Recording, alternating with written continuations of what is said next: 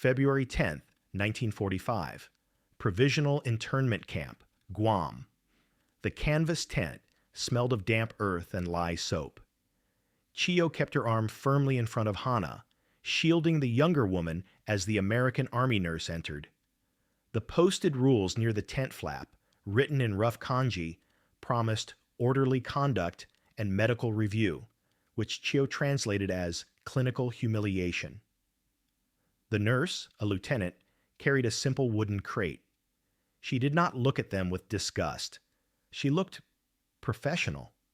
She set the crate down and, through an interpreter, spoke softly. She held up a small, neatly packaged cotton item. Hana whispered, "Nani? Sore? What is that?" The nurse's eyes met Chio's. "It is all right. These are for your monthly health." Chio stared at the object. It was not the rough rags they had been forced to use. It was clean, manufactured, private. Their private dignity was a battlefield few histories record. We invite you to subscribe and share in the comments what your own country's stories of the war's silent moments might be. This was not the behavior of a barbarian. 6 weeks earlier, the Awa Maru hospital shipwreckage. The first thing Chio registered was the smell. It was not the clean, antiseptic smell of the hospital ward she had managed in Nagasaki. It was the smell of burned fuel oil, iron rust, and the profound, suffocating odor of the deep sea. She awoke coughing, her throat raw with salt. Her body was a constellation of pain. For a moment she thought she was dead. Then she heard the groan. "Chio-san?" Hana. The girl was alive, clinging to the same piece of debris, her young face streaked with black grease. Hours, or perhaps a lifetime, passed in the gray swell of the Pacific. Chio forced water from her lungs and held on to Hana, shielding her from the worst of the waves, until the impossible happened. The dark shape of an American destroyer materialized from the dawn mist. They were dragged aboard not with ropes, but with rough, calloused hands that seemed impossibly strong. The American sailors shouted in a language that sounded like barking dogs. Chio held Hana tight, expecting the blow from a rifle butt, the final violation. It never came. They were deposited, shivering and wretched, onto the beach at Guam, processed through a barbed wire funnel, and assigned to a canvas tent. That first night in the provisional camp was a descent. The terror, which had subsided into numb survival on the water, returned with crushing force. The guards were huge. They carried rifles and chewed constantly. One of them, seeing the sodden, pathetic pile of belongings they had salvaged, laughed as he kicked a waterlogged Gaita sandal aside. Chio hid Hana in the darkest corner of the tent, throwing a piece of damp canvas over her.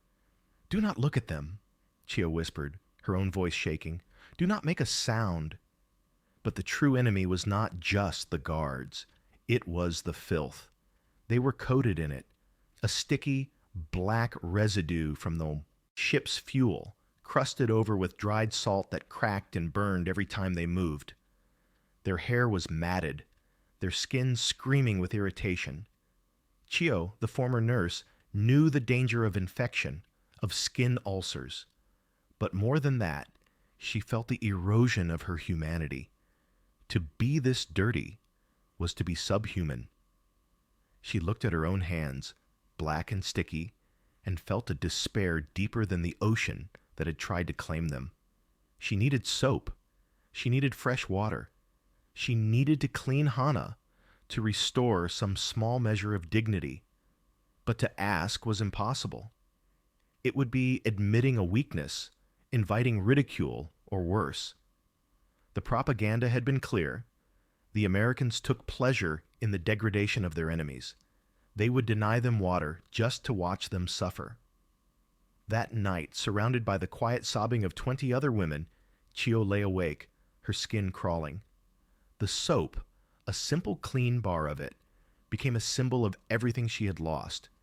Her home, her profession, her cleanliness, herself. She could only pray that when morning came, the humiliation would be swift. The next morning, they were herded into a processing line that ended near a mess tent. The air, thick with humidity, now carried a new smell: strong, bitter coffee, and something metallic and greasy that Chio later learned was tinned meat. She kept Hana's hand locked in hers. The girl was pale, her eyes wide and vacant. They were given tin trays and a ladle of gray-looking oatmeal, followed by a piece of dense, dark bread. Chio examined it, sniffing for poison or ground glass. It smelled only of rye. She broke off a tiny piece and tasted it. It was just bread. They retreated to the edge of the compound, finding shade under the overhang of a supply tent.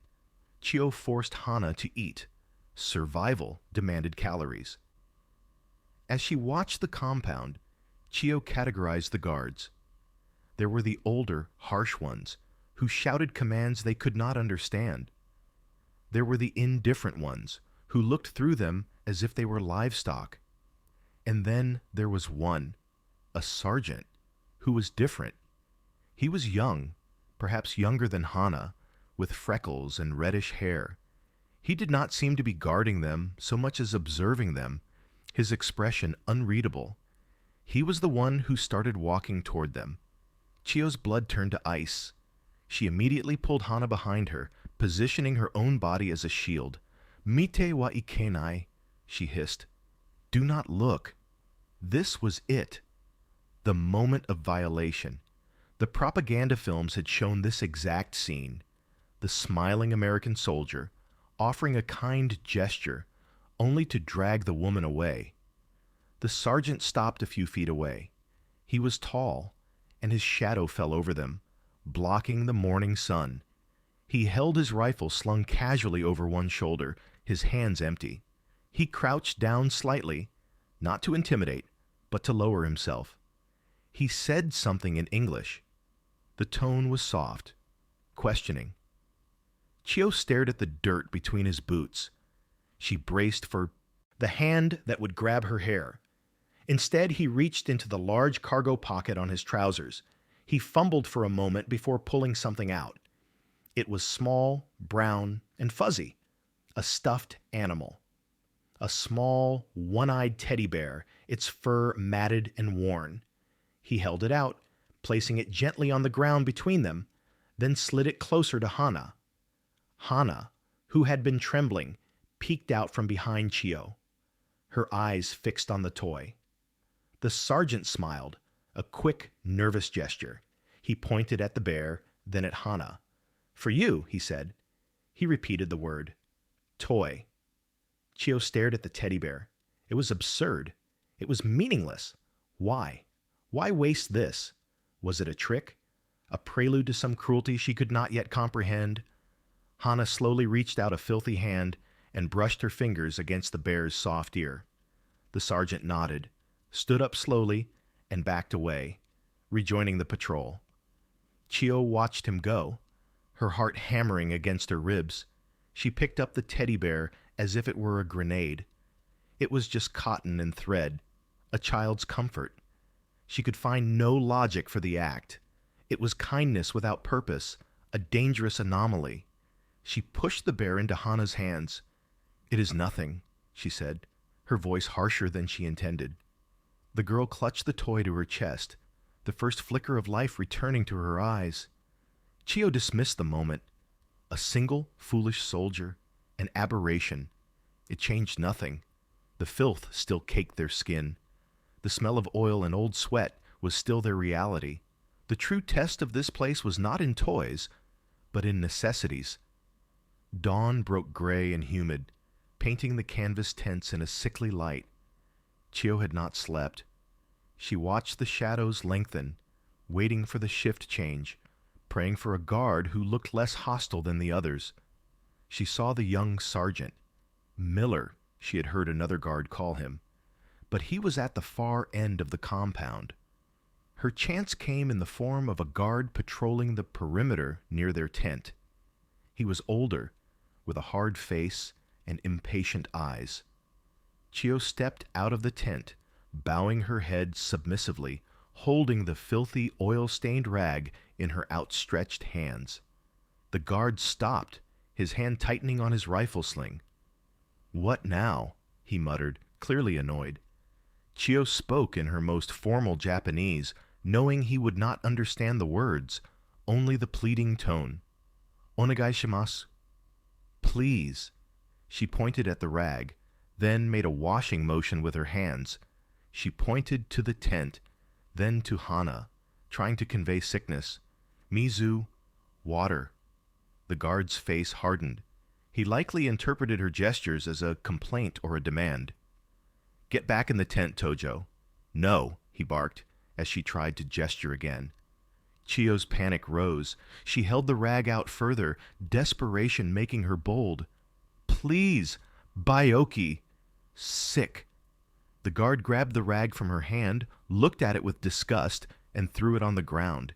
He clearly thought she was just complaining about laundry. He shouted something over his shoulder. "Hey, Lieutenant, got a difficult one over here." A moment later, a taller officer, a lieutenant, approached. He listened to the guard's curt explanation. Chio's heart sank. She had failed. She had made things worse. The lieutenant looked at Chio, then peered into the tent at Hana, who was huddled by the entrance, clutching the small teddy bear. He saw the girl's flushed face and the panic in the women's eyes. He sighed, a sound of bureaucratic frustration. He barked an order. "Get her and the girl. Take them to the dispensary. Let the nurses deal with this." The guard jerked his head. "You heard him. Move it." Chio's blood ran cold. The dispensary. The WWII. This was the place they all feared.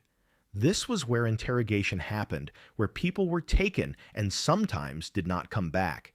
They thought Hana had a contagious disease. They would be separated. "Hana, tate," Chio commanded, trying to keep the terror from her voice. "Hana, stand up." She pulled the trembling girl to her feet. The guard prodded them forward, across the dusty compound, toward the large canvas tent marked with a red cross. Chio felt the stares of the other prisoners. They were being singled out. This was the punishment for asking. As they reached the tent flap, Chio firmly believed this was the end. They would be stripped, inspected, examined like cattle, and humiliated for their bodies. She thought of the stories of medical experiments, of brutal doctors. She stopped at the threshold, pulling Hana close. "Me otojite," she whispered, her voice breaking. "Close your eyes. Whatever happens, do not show them your fear." She pushed the flap aside and stepped into the sterile brightness of the medical tent. The interior of the medical tent was stark white and smelled powerfully of carbolic soap and canvas. It was organized and surprisingly clean. At a small field desk, a woman in an olive drab uniform sat writing on a clipboard. She looked up as they entered, her gaze sharp and assessing. She wore the single silver bar of a first lieutenant. This was not what Chio had expected. She had braced herself for a male doctor, for harsh hands and leering eyes. "What is it, Corporal?" the nurse asked the guard, her voice tired but firm. "This one," the guard said, gesturing to Chio, "was causing a disturbance," pointing at the kid. "Said she's sick." The lieutenant stood. She was not tall, but carried herself with an authority that made the guard seem brutish and clumsy. "All right, Corporal. I'll handle it. Wait outside." The guard left, and the tent flap fell closed, muffling the sounds of the camp. It was just the three of them. The nurse, whose name tag read Davis, motioned to Hana. "Sit," she said, pointing to a low cot. She approached Hana, not with malice, but with a practiced, impersonal efficiency. She placed the back of her hand against Hana's forehead. "Fever. Slight." She looked at Chio. "Sick? Where?" Chio's throat closed. How could she say this? The shame was overwhelming. She looked at Lieutenant Davis, a member of the American Army Nurse Corps, overworked and surrounded by the real bloody traumas of war. How could Chio explain this small female humiliation? Davis waited, her clipboard ready. She was clearly busy. This was an interruption. Chio glanced at Hana, who looked terrified. She had to try. She pointed at Hana, then at her own lower abdomen, making a small downward motion with her hand. "Mizu," she repeated, feeling foolish. "Water." Davis's expression remained clinical. "Water? You're thirsty? Dehydrated?" She clearly thought it was dysentery or another tropical illness. No, no. Chio shook her head frantically. This was going wrong. If they thought it was cholera, they would be isolated, perhaps left to die. Desperation clawed at her. She had to make her understand. Chio took a deep breath. Fighting back the burning shame, she pointed firmly at Hana. Then she pointed directly at the crotch of her own filthy trousers and made the gesture for blood. She held up her stained hands again, miming the futile attempt to wash, to be clean. "Geke," she whispered, the Japanese word for menstruation, knowing it was useless. She looked the American nurse dead in the eyes, trying to communicate the entire desperate reality of their situation with that one humiliating gesture. Lieutenant Davis froze. Her pen stopped scratching on the clipboard. An agonizing silence stretched. The only sound was the buzzing of a fly against the tent's roof. Davis looked from Chio's face to Hana's and back again. She saw the fever, the filth, the desperation, and the specific, mortifying shame in Chio's eyes. The clinical mask on the nurse's face did not shatter, but something shifted behind her eyes. Recognition. Understanding. She set the clipboard down on the desk. She looked at Chio for one long, appraising moment. Then she gave a single, curt nod. "I understand," she said. Without another word, Lieutenant Davis turned and walked briskly out of the tent, letting the flap fall closed behind her. Chio and Hana were left alone, enveloped in a silence that was even more terrifying than the shouting. They waited. The seconds stretched into minutes. Chio remained frozen, replaying the scene in her mind. She had made a terrible error. She had used a crude gesture, admitted a base, female weakness. She had invited their scorn. Hana whimpered, clutching the small, worn teddy bear, the only item in this place that held any softness. The tent flap opened again. Chio flinched, pulling Hana closer. It was Lieutenant Davis. She was not alone. She was accompanied by another American soldier, a man of Japanese descent wearing the insignia of an interpreter, and he was carrying a small wooden crate. There were no guards, no rifles pointed at them. The interpreter, a Nisei man with weary eyes, spoke to them in precise, formal Japanese. "Do not be alarmed. The lieutenant is here to assist you." Chio's mind could not process the words. Assist? Lieutenant Davis set the crate on the floor by the cot with a soft thud. She knelt, undid a simple latch, and opened the lid. Chio watched, her body rigid, expecting medical instruments for some terrifying examination, or perhaps coarse rags. Davis reached into the crate and pulled out two small rectangular objects. They were wrapped in clean, pale paper. The lieutenant held them out to Chio. Chio stared. She did not move. "The lieutenant says these are for you," the interpreter said, his voice gentle. "It is soap." The word hung in the air. Second. Soap. Chio looked closer. Through the paper, she could see the color. Not the harsh brown or gray lye soap used for camp laundry, but a pale, creamy white. A faint, clean scent of lavender and wax reached her, cutting through the tense antiseptic smell. It was toilet soap, the kind she had not seen since before the war rationing began. "She says you are to bathe," the interpreter continued, translating Davis's quiet instructions. "A private stall at the hygiene station is being prepared. Hot water will be provided. Chio's gaze lifted from the soap to the nurse's face. Davis was not smiling, but her eyes were steady. There was no mockery in them. There was only a clinical, almost impatient, professionalism. This was simply a problem to be solved. Slowly, as if accepting a trick, Chio reached out. Her fingers, still grimy with the black oil and salt from the shipwreck, brushed against the clean paper wrapper. She took the 2 bars. They felt heavy, solid, real. She clutched the soap to her chest. The scent of lavender was overwhelming. It smelled of a life she thought was gone forever.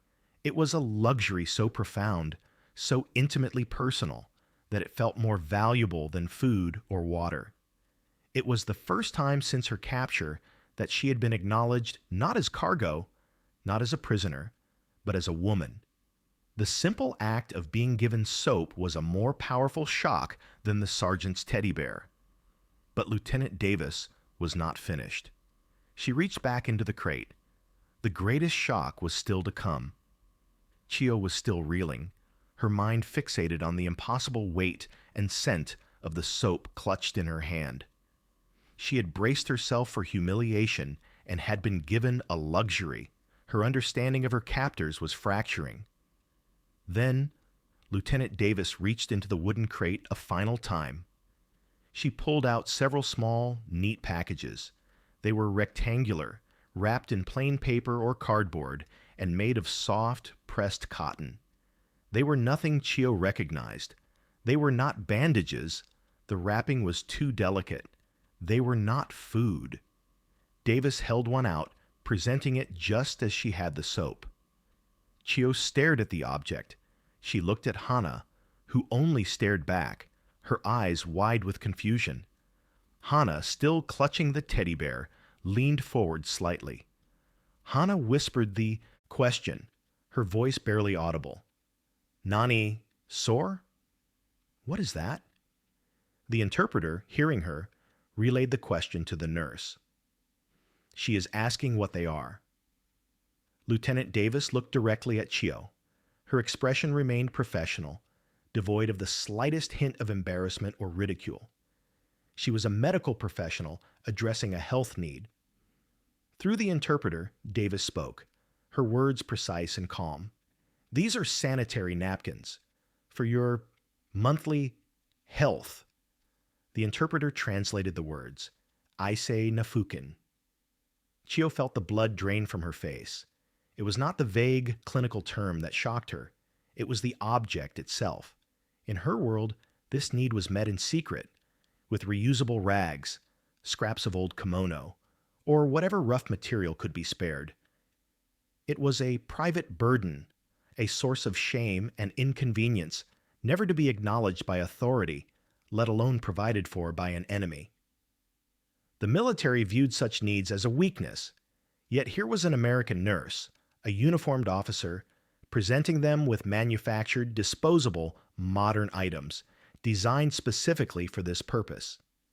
The gesture was so profoundly intimate, so far beyond the realm of what Chio could conceive, that her first reaction was disbelief.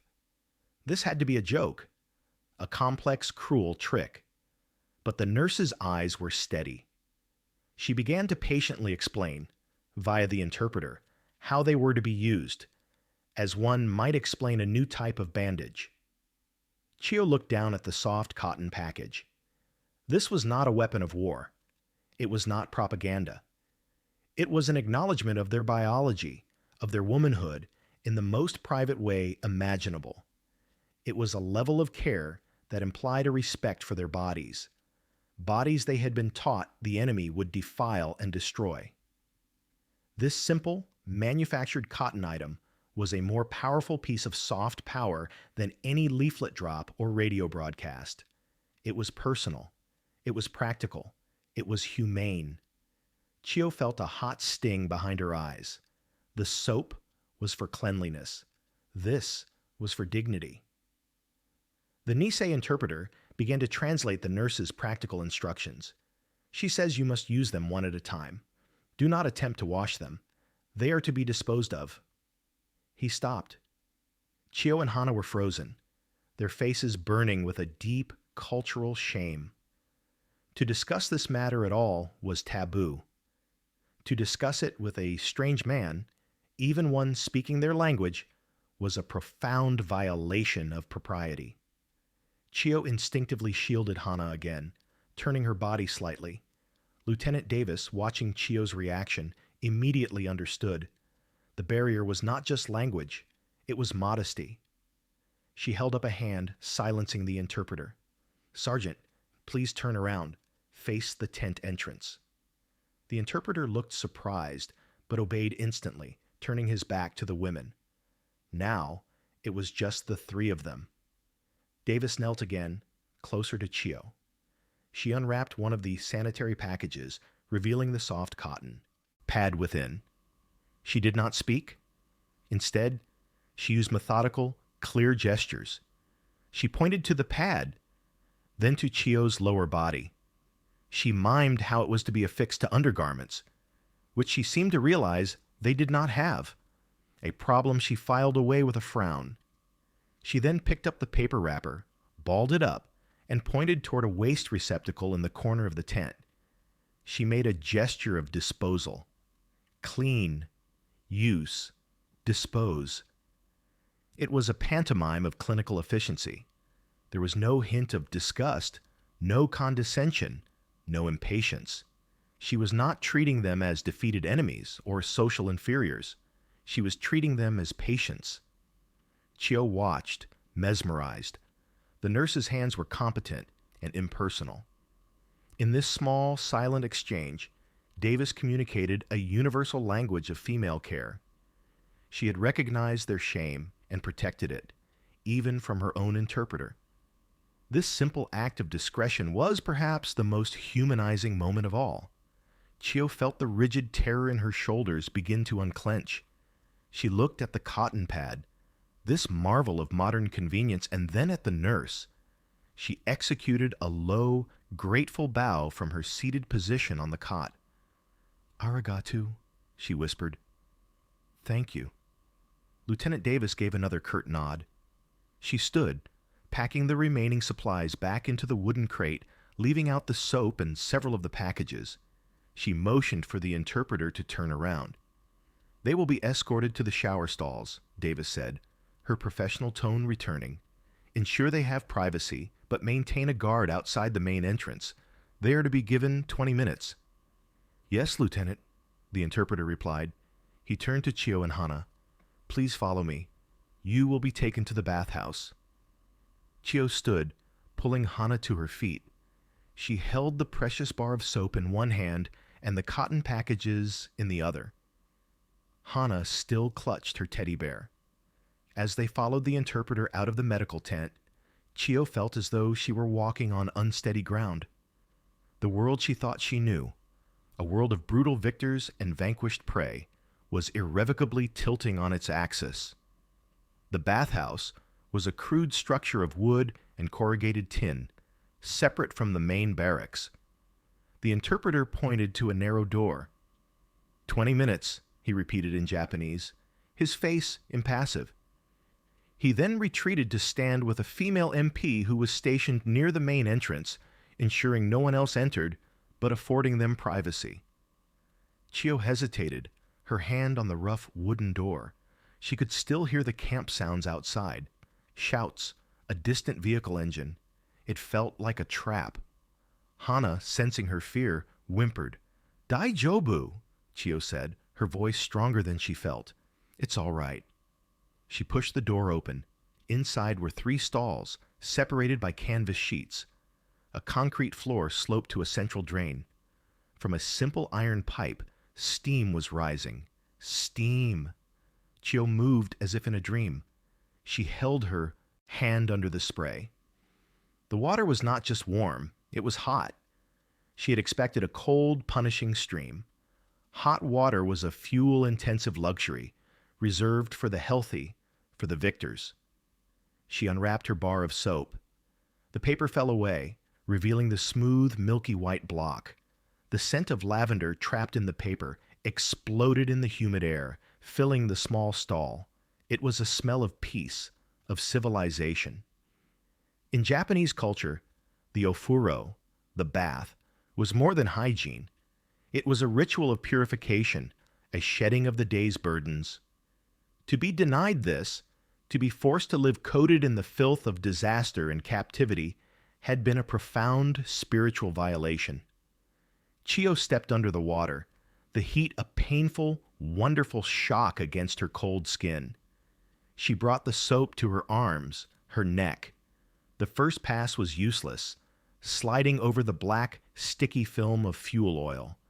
But on the second pass, the lye in the soap cut through the grease. A rich, white, fragrant lather bloomed against her skin.